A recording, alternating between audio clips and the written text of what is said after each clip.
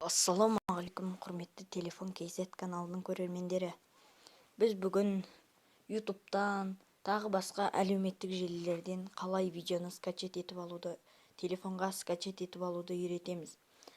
Ешқандай программасыз оны қалай скачать етуге болады. Хромға кіреміз ең бірінші.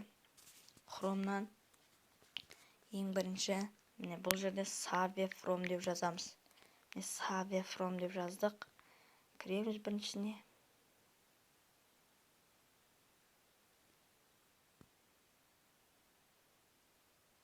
Енді шығып кетеміз да ютубқа кіріп бір видеоны скачать етіп көрейік.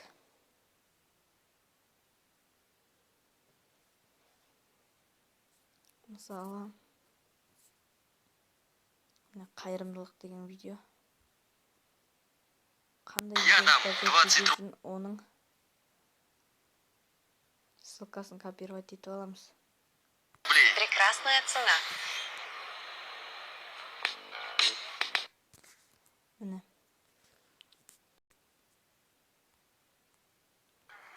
Ссылкасын копировать етеміз. Копировать еттік. Енді Save from-ға қайтадан ораламыз. Укажите адрес дегенге вставить етіп қоямыз жаңағы ссылканы. Сосын іздейміз. Міне, бұл жерде жаңағы видео шықты. Енді скачатты басамыз.